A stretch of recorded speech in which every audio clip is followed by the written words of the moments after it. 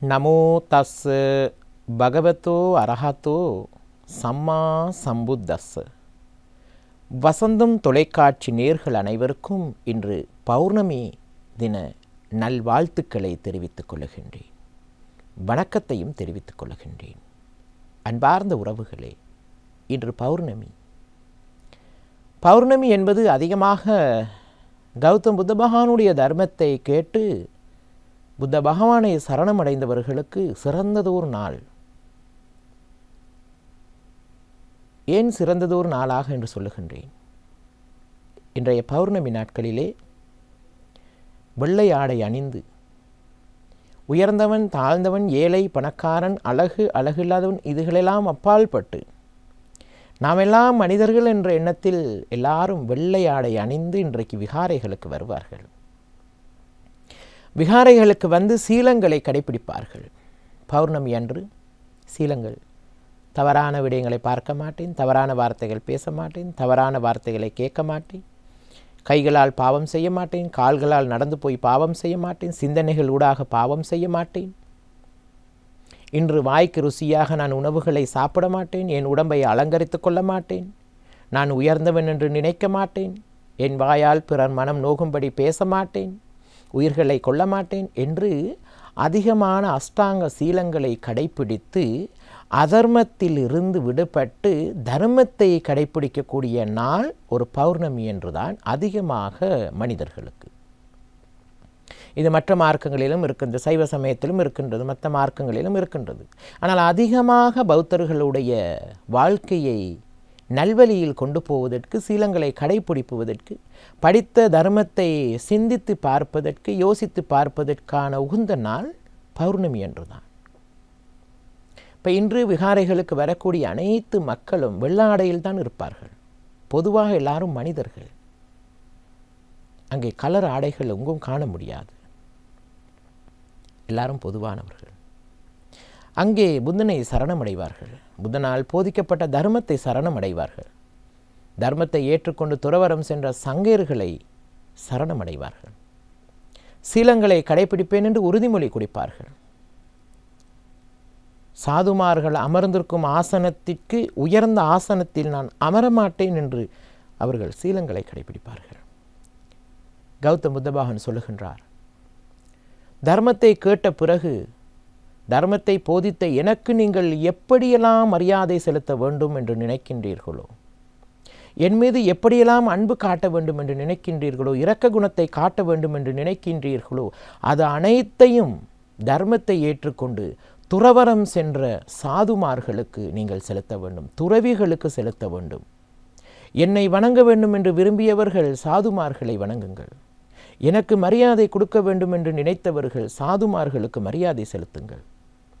எனக்கு என்னெல்லாம் உணவுகள் தயார் செய்து தானமாக வழங்க நினைத்தீர்களோ அது எல்லாம் துறவிகளுக்கு வழங்குங்கள். எனக்கு என்ன பணிவிடை செய்ய வேண்டும் என்று நினைக்கின்றீர்களோ அதை துறவிகளுக்கு செய்யுங்கள். அழகாக சொல்லுகின்றார். அப்பொழுது ஒருவர் கேட்கின்றார், துறவி ஒருவர் தவறு செய்தால் என்ன செய்வது? அது உன் கண்களில் பார்க்க வேண்டிய அவசியமே கிடையாது. காரணம், துறவி என்பவர் 242 சீலங்களை கடைபிடிக்க வேண்டும். இல்லற வாழ்க்கையிலே வாழ்பவர்கள் வெறுமே 5 சீலங்களை கடைபிடிக்க வேண்டும். அன்புறவுகளே, 5 சீலங்களை கடைபிடிக்க முடியாத இல்லற வாழ்க்கையில் இருக்கக்கூடிய நீங்கள் 242 சீலங்களை கடைபிடிக்க முயற்சி செய்யும் ஒரு துறவிக்கு எப்படி உபதேசம் கொடுப்பது? அதுவே மகா பாவம். இம்மாதிரியான நல்ல விடயங்களை படித்து கொள்வதற்கு, தர்மத்தை படித்து கொள்வதற்கு, தர்மத்தை இந்த சமூகத்திலே செயல்படுத்துவதற்கு, வாழ்க்கையில் துன்பத்திலிருந்து எப்படி விடுபடுவது என்று கற்றுக்கொள்வதற்கு, வாழ்க்கையில் புண்ணியங்கள் அதிகமாக எப்படி செய்து கொள்ள முடியும் என்பதை கற்றுக்கொள்வதற்கு ஒரு உகந்த நாள் இன்றைய இந்த பௌர்ணமி நாள். அதற்காக தான் அன்று முதல் இன்று வரை பௌர்ணமி அன்று தர்மத்தை ஏற்றுக்கொண்ட பௌத்தர்கள் காலையில் 6 மணியிலிருந்து மாலை 6 மணி வரை அன்றைய நாளை அதர்மத்திலிருந்து விடுபட்டு தர்மத்தின் ஊடாக நாளையும் நேரத்தையும் விகாரைகளிலே கண்டுகளிக்கின்றார்கள். உங்களாலேயும் முடியும். வாருங்கள். ஆகையால் வசந்தம் தொலைக்காட்சி நேர்களே, இன்று பௌர்ணமி நாள் பௌத்தர்களுக்கு உகந்த நாள். நன்றி கூறி விடைபெறுகின்றேன். வணக்கம். ஓம் ஐகிரி நந்தினி நந்திதமேதினி விஸ்வவினோதினி நந்தனுதே கிரிவரவிந்திய சிரோதினி வாஜினி விஷ்ணுவிலாஜினி ஜிஷ்ணுனுதே भगवती केचिनि कंड कुटुंबिनि भूरि कुटुंबिनि भूरि हृदे जय जय गे महिषासुरमर्दिनि रम्यगवर्धिनि शैलसुते रम्यगवर्धिनि शैलसुते. ஓம் நமச்சிவாய. மேன்மைகள் சைவநீதி விளங்குக உலகமெல்லாம். நோயற்ற வாழ்வே குறைவற்ற செல்வம். அந்த நோய் நொடிகள் இல்லாத வாழ்வு இந்த உலக மக்கள் எல்லோரும் வாழ வேண்டும் என்று கலியுகத்தின் காந்தமலை ஜோதியாகிய சபரிமலை சுவாமி ஐயப்பனுடைய திருவடிகளை சிறந்தாழ்த்தி வசந்தம் தொலைக்காட்சி நேயர்கள் அனைவருக்கும் சர்வதேச இந்து மத குருபீடம் அகில இலங்கை சபரிமலை ஸ்ரீ சாஸ்தாபுரத்தின் சார்பில் இனிய காலை வணக்கங்களும் நல்லாசிகளும். இன்றும் மங்களகரமான குரோதி வருஷம் பங்குனி மாதம் 29ஆம் நாள் 12/4/2025 சனிக்கிழமை. இன்று மலர்ந்திருக்கின்ற இன்றைய பொழுதும் நம் எல்லோருடைய வாழ்விலும் எல்லா விதமான சிறப்புகளும் வெற்றிகளும் கிடைக்க வேண்டும் பிரார்த்தித்து, இன்று மந்தவாரம் என்கின்ற சனிக்கிழமை. பொதுவாகவே எந்த விதமான சுப காரியங்களும் நாம் ஈடுபடக்கூடாது சனிக்கிழமை. இப்போ பொதுவாக பலருடைய உள்ளத்திலே ஒரு எண்ணம் வரும், இது எப்போ பார்த்தாலும் சனிக்கிழமை ஒன்றுக்கும் கூடாது என்று சொல்லுகிறார்களே. சனிக்கிழமையிலே வருஷப்பிறப்பு வந்தால் புத்தாடை அணியலாமா, மருத்து நீர் வைக்கலாமா என்று ஒரு எண்ணம் நமக்கு ஒரு வினா வரும். தாராளமாக அது அங்கே அப்பொழுது அங்கே கிழமைக்கு முக்கியத்துவம் கிடையாது. அது அந்த மாதப்பிறப்புக்கு, தமிழ் மாதம் வருஷப்பிறப்புன்ற பொழுது சித்திரை மாதப்பிறப்பு, அங்கே அதற்கு அந்த மாதப்பிறப்புக்குத்தான் ஒரு சிறப்பை தவிர அங்கே இந்த கிழமைக்கு முக்கியத்துவம் கிடையாது. இப்போ பொதுவாக நம்ம ஒரு ஆலயத்திலே ஒரு உற்சவம் என்கின்ற பொழுது பங்குனி உத்தரத்தை முன்னிட்டு இந்த மகோத்சவம் என்று சொன்னால் அது கொடியேற்றுற நாள் செவ்வாய்க்கிழமையாக இருந்தாலும் சரி, சனிக்கிழமையாக இருந்தாலும் சரி, எந்த கிழமையாக இருந்தாலும் எங்களுக்கு அந்த பூர்த்தி பங்குனி உத்தரம் என்பது தான் முக்கியம். அதை முன்னிட்டு முதலே 9 நாள். இப்போ ஆனி உத்தரம், அதை முன்னிட்டு முதலே 9 நாள். அது என்ன கிழமை வந்தாலும் அதற்கு தோஷம் கிடையாது. இதை நாம் ஒவ்வொருவரும் தெரிந்திருக்க வேண்டும். எனவே இந்த வருஷம் இப்போ தைப்பொங்கல் என்ற பொழுது சனிக்கிழமையிலே தைப்பொங்கல் வந்தால் நாங்கள் பொங்கக்கூடாதா, அல்லது அட்டமியிலே வந்தால் பொங்கக்கூடாதா? அங்கே திதிகளுக்கு முக்கியத்துவம் கிடையாது, நட்சத்திரத்துக்கு அப்பொழுது முக்கியத்துவம் கிடையாது. அங்கே அந்த தை மாத பிறப்பு மாத சங்கரகாந்திக்கு தான் முக்கியத்துவம். அதேபோல் இந்த சித்திரை வருஷத்துக்கு தான் முக்கியம். எனவே அங்கே சனிக்கிழமை என்பது கிடையாது. பொதுவாக நாங்கள் சனிக்கிழமை சுபகாரியங்கள் எதுவும் செய்யக்கூடாது. ஆனால் இன்று பௌர்ணமி நிறைந்த நாள், இந்த பங்குனி மாதத்து பூரணை பௌர்ணமியிலே அம்பாள் ஆலயங்களிலே சிறப்பான பூஜைகள், வழிபாடுகள், உற்சவங்கள் நடைபெறுகின்ற வகையிலும், உற்சவங்கள் நடைபெற்ற ஆலயங்களிலே நேற்றைய தினம் பங்குனி உத்தரத்திலே தீர்த்தம் நிறைவு பெற்ற ஆலயங்களிலே இன்று பூங்காவன உற்சவம், பைரவர் உற்சவம் என்றெல்லாம் நடைபெறும். அந்த வகையில் திருவோணமலை பத்திரகாளி அம்பாள் ஆலயத்திலும் இன்றைய தினம் இந்த பூங்காவன உற்சவங்கள் சிறப்பாக நடைபெறுகின்றன.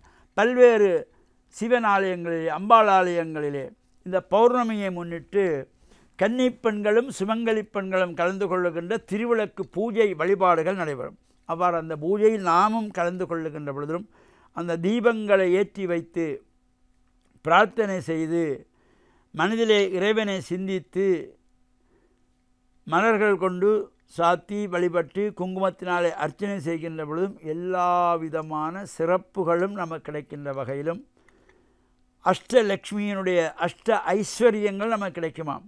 தனலட்சுமி, தானியலட்சுமி, வீரியலட்சுமி, விஜயலட்சுமி, நித்தியலட்சுமி, சத்தியலட்சுமி, சந்தானலட்சுமி, சௌபாக்கியலட்சுமி அனுக்கிரகம் கிடைக்கின்ற பொழுது வாழ்வில் நாம் பெற வேண்டிய 16 செல்வங்களையும் பெறுகின்ற வகையில் இந்த பௌர்ணமியிலே யாரெல்லாம் ஆலயங்களிலே சென்று திருவிளக்கு பூஜை செய்தாலும் சரி, நமக்கு ஆலயத்துக்கு போக முடியல, வீட்டிலே கூட நீங்கள் மனதார பிரார்த்தனை பண்ணி குத்து விளக்களை ஏற்றி வீட்டில் இருக்கிற அம்மா, பிள்ளைகள், மருமக்கள், பேரப்பிள்ளைகள் சேர்ந்து அந்த விளக்கு பூஜையை செய்தாலும் கூட ஒரு சிறப்பை தருகின்ற வகையில் அமைந்திருப்பது.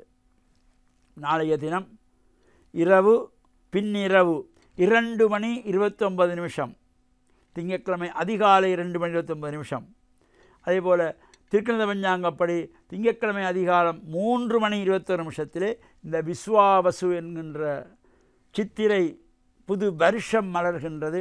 எனவே நாமும் இந்த சித்திரை மாதத்து இந்த புது வருஷத்தை இன்முகத்தோடு வரவேற்கின்ற வகையிலும் இது இந்த 60 தமிழ் வருடங்களுக்குள்ளே 39வது வருடமாக மலர்கின்ற வருஷம். இதை ஒவ்வொருவரும் சிந்தனைக்கு கொள்ள வேண்டும். இந்த 39வது வருஷமாக இந்த விஸ்வாவசு என்கின்ற வருஷம் மலர்கின்றது.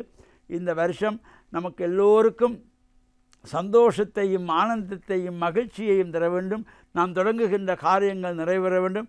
நாம் எந்த ஒரு வேலையிலே, எந்த ஒரு உத்தியோகமாக இருந்தாலும் சரி, வியாபாரமாக இருந்தாலும் சரி, கல்வியிலே உயர்கல்வியாக இருந்தாலும் சரி, ஒரு வெளிநாட்டு எதுவாக இருந்தால் நமக்கெல்லாம் சிறப்பாக நடைபெற நல்ல சிந்தனையோடு உங்கள் குலதெய்வங்களை, இஷ்ட தெய்வங்களை பிரார்த்தனை செய்து வழிபாடு செய்வதோடு பெற்றோர்கள், பெரியோர்கள், குருவானவர்கள், ஆசிரியர்களையும் வணங்கி அவருடைய அன்பையும் ஆசையையும் பெறுகின்ற பொழுது வாழ்வில் உங்களுக்கு சிறப்புகள் கிடைத்து இந்த புது வருஷம் எல்லோருக்கும் சந்தோஷமானதாக ஆனந்தமான ஆண்டாக அமைய வேண்டும் என்று அனைவருக்கும் சர்வதேச இந்து மத குருப்பிடத்தின் சார்பில் சித்திரை புத்தாண்டு நல்வாழ்த்துக்களையும் நல்லாசிகளையும் கூறிக்கொள்வதில் மனமகிழ்வு கொள்கிறோம். சர்வே ஜனாஹாம் சிகினோ பவந்தோ சமஸ்தசன் மங்களானி சந்து சுபம்.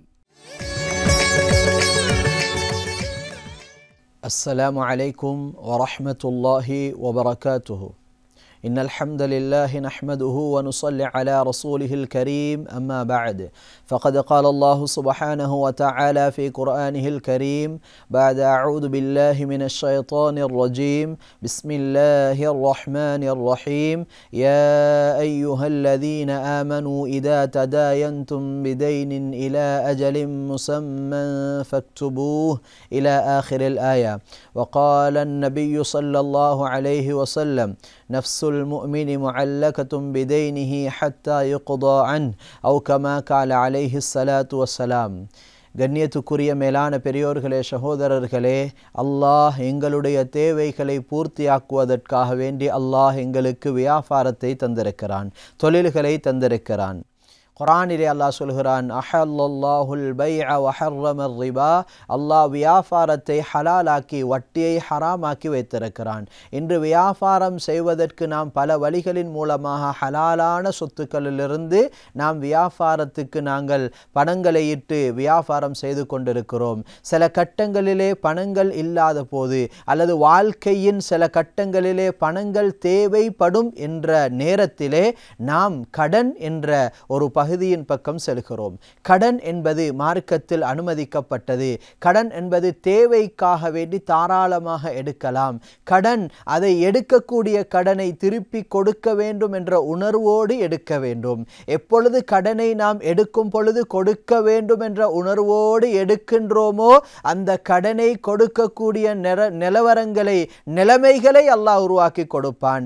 கடனை கொடுக்க கூடாது என்று நாம் நினைக்கும் பொழுது எங்களுடைய கையில் எவ்வளவு பணம் இருந்தாலும், சொத்துகள் இருந்தாலும், பூமிகள், அதே போன்ற ஏனைய விடயங்கள் எங்கள் கைவசம் இருந்தாலும் அந்த கடனை நிறைவேற்றுவதற்குரிய சந்தர்ப்பத்தை அல்லாஹ் உருவாக்கி தரமாட்டான் என்பது நபி அவர்கள் கூறி காட்டிய ஹதீஸ் ஆகும். எனவே கண்ணியத்துக்குரிய மேலான பெரியோர்களே, சகோதரர்களே, கடன் அது தேவைக்காக வேண்டி எடுக்கலாம், தாராளமாக எடுக்கலாம். அந்த கடனை நிறைவேற்றி நாங்கள் சரியான முறையில் நிறைவேற்றக்கூடியவர்களாக இருக்க வேண்டும். ஒரு ஷஹீத் இருக்கிறார், அவருடைய எல்லா பாவங்களும் மன்னிக்கப்படும், ஒரு ஷஹீதுடைய அனைத்து பாவங்களும் மன்னிக்கப்படும். ஆனால் அந்த ஷஹீதுக்கு கடனை அல்லாஹ் மன்னிக்க மாட்டான், கடனை அல்லாஹ் மன்னிக்க மாட்டான். அவ்வளவு பாரதூரமான ஒன்றுதான் கடன். அதே போன்று நபி அவர்கள் சொன்னார்கள், நஃப்சுல் முஃமினி முஅல்லகத்துன் பிதைனிஹி ஹத்தா யுக்தா அன்ஹு. ஒரு மனிதனுடைய, ஒரு முஃமினுடைய ஆத்மா அவனுடைய கடனை நிறைவேற்றப்படும் வரை அவனுடைய ஆத்மா அல்லாஹ்வுடைய சன்னிதானத்துக்கு சென்றடைய மாட்டாது. எனவே கடன் அது பாரதூரமானது.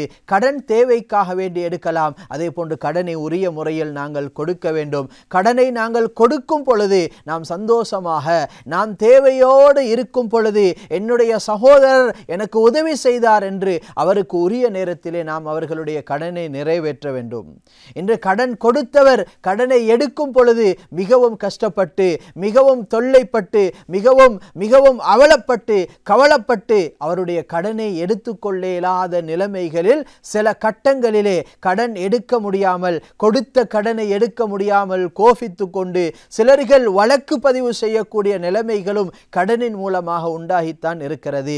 கடன் அது தேவைக்காக எடுப்பது, அதை உரிய நேரத்தில் நாம் நிறைவேற்றுவது.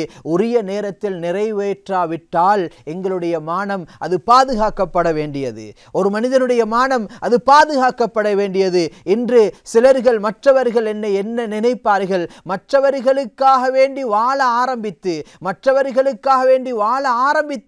மற்றவர்களுக்காக அவர்கள் வாழும் பொழுது பல கஷ்டங்களையும் பல கடன்களையும் பெற்று அந்த கடன்களை சுமக்க முடியாத கடன்களை எடுத்து அந்த கடனை நிறைவேற்ற முடியாமல், கொடுக்க முடியாமல் சிலர்கள் இன்று நாடு கடந்து ஒளிவு மறைவாகி வாழக்கூடிய கவல நிலைமைகள் நம்முடைய சமூகத்தில் இருந்து கொண்டிருக்கிறது. சிலர்கள் தன்னுடைய மானம் பாதுகாக்கப்பட வேண்டும் என்பதற்காக வேண்டி தன்னுடைய உயிரை மாய்த்து கொள்கிறார்கள்.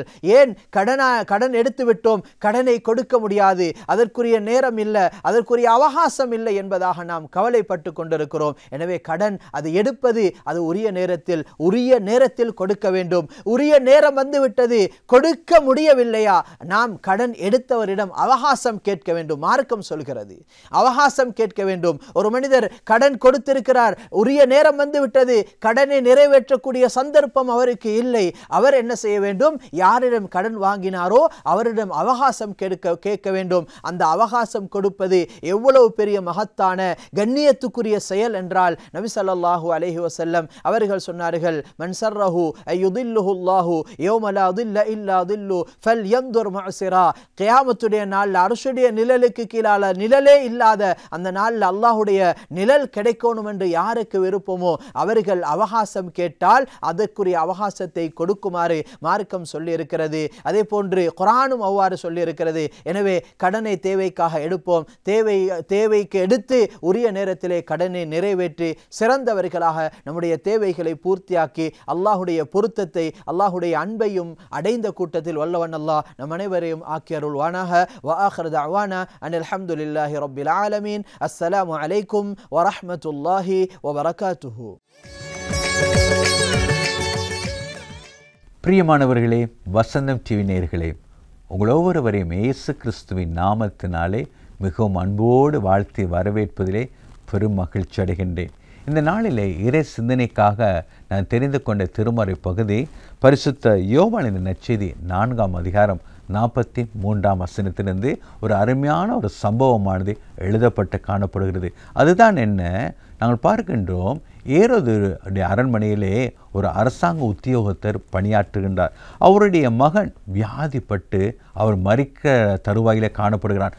அப்பொழுது அவர் கேள்விப்படுகின்றார், இயேசு கிறிஸ்து அநேகருக்கு சுகம் அளிக்கிறாராம், அவரிடத்தில் போனால் என் மகனுக்கு சுகம் கிடைக்கும் என்று சொல்லி அவர் மகனை வீட்டில் வைத்துவிட்டு அந்த உயர் அதிகாரி இயேசுவினிடத்தில் ஓடோடி போகின்றார். அப்படி இயேசுவினிடத்தில் போய் சொல்லுகின்றார், என் பிள்ளை மரிக்கின்ற தருவாயில் இருக்கின்றான், ஆகவே நீர் அவனை வந்து குணப்படுத்தும் என்று சொல்லி. அப்பொழுது கிறிஸ்து சொல்லுகின்றார் அந்த தகப்பனாரை பார்த்து, ஆம், நீ நம்பிக்கையோடு வந்திருக்கிறீரே, கிறிஸ்துவை சுகப்படுத்துவார் என்று சொல்லி. ஆகவே உன்னுடைய நம்பிக்கை வீண் போகாது, நீ நம்பிக்கையோடு திரும்பி போ, உன்னுடைய மகன் குணமாகி விட்டான் என்று இயேசு சொல்கிறார். அந்த அரசாங்க அதிகாரி இயேசு சொன்ன வார்த்தையை நம்பினவராக அவர் திரும்பி போகின்றார். அப்பொழுது அவர் போய் பார்க்கும் பொழுது தன்னுடைய மகன் குணமடைந்து இருக்கிறதை நாங்கள் பார்க்கிறோம். பிரியமானவர்களே, நம்முடைய நம்பிக்கை கடவுள் மீது எவ்வண்ணம் காணப்படுகிறது? அவருடைய வார்த்தைகளின் மீது எங்களுடைய நம்பிக்கை எவ்வண்ணமாக காணப்படுகிறது? சில வேளைகளிலே நாங்கள் உதட்டினாலே அவரை நம்புகிறோம் என்று சொல்லுகின்றோம், இறைவன் எல்லாம் பார்த்து கொள்வான் என்று சொல்லுகிறோம். உண்மையாகவே மனதில் இருந்து அதனை சொல்லுகிறோமா? உள்ளார்ந்த உணர்வோடு அதனை சொல்லுகின்றோமா? உள்ளத்தின் ஆழத்தில் விசுவாசத்தோடு அந்த வார்த்தைகளை நாங்கள் சொல்லுகிறவர்களை காணப்படுகின்றோமா? ஆம், இந்த கேள்வியை நாங்கள் கேட்க வேண்டும். நம்முடைய வாழ்க்கையிலே அற்புதங்கள் நடக்க வேண்டுமானால், அதிசயங்கள் நடக்க வேண்டுமானால், இறைவன் நம்முடையத்தில் எந்த பரிகாரத்தையும் எதிர்பார்ப்பவர் அல்ல, எந்த உபகாரங்களையும் எதிர்பார்ப்பவர் அல்ல.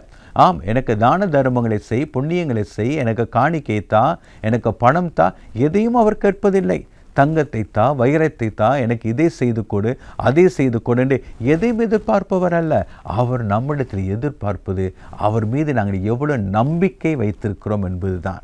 ஆகவே பிரியமானவர்களே, கிறிஸ்து இந்த நாளிலேயும் நம்முடைய வாழ்க்கையிலே அவர் அற்புதங்களையும் அடையாளங்களையும் அதிசயங்களை செய்வதற்கு இன்றைக்கும் அவர் வல்லமை உடையவராக இருக்கிறார். ஆகவே நம்முடைய நம்பிக்கை கடவுள் மீது அது ஆழமாக வைக்கும் பொழுது நிச்சயமாக கடவுள் நம்முடைய வாழ்க்கையிலே அற்புதங்களை செய்கிறவராக இருப்பார். இன்றைக்கு அநேக நேரங்களில் நாங்கள் பார்க்கின்றோம், மனிதன் வாழ்க்கையில் அவ்விசுவாசம் தலை தூக்கி காணப்படுகிறது.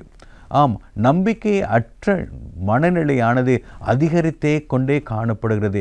இறைவன் மீது வைக்கின்ற நம்பிக்கையை பார்க்கலாம், இன்றைக்கு மனிதர்கள் மீது அதிக நம்பிக்கை வைக்கிறார்கள். ஆம், இன்றைக்கு உலகத்தை திரும்பி பாருங்கள், இன்றைக்கு டாக்டர்கள் மீது நம்பிக்கை வைக்கிறார்கள்.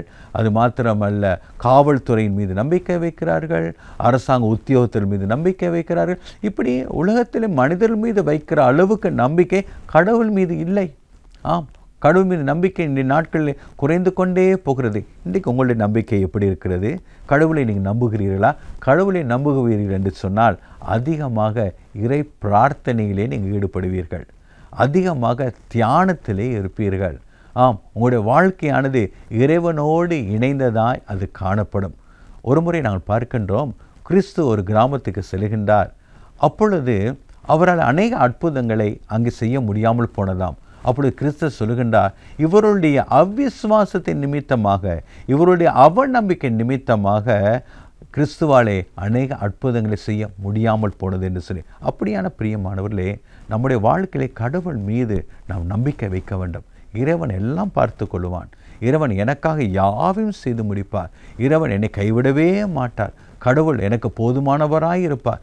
அவரே எனக்குள்ளிருந்து என் தேவைகளெல்லாம் சந்திப்பார் என்று சொல்லி அவர் மீது நம்பிக்கை வைத்துவிட்டு காரியங்களில் ஈடுபட்டு பாருங்கள், நிச்சயமாக அவர் எங்களுடைய வாழ்க்கையை அதிசயமாய் நடத்திடுவார். ஆகவே தான் நாங்கள் பார்க்கின்றோம், அந்த அரசாங்க உயர் அதிகாரி நம்பிக்கையோடு வந்தார், நம்பிக்கையோடு திரும்பி போனார், அவர் அற்புதத்தை பெற்றுக்கொண்டார். இந்த நாளிலும் தேவ பிள்ளைகளே, கிறிஸ்து மீது நம்பிக்கை கொண்டு இறை பிரார்த்தனை செய்யுங்கள்.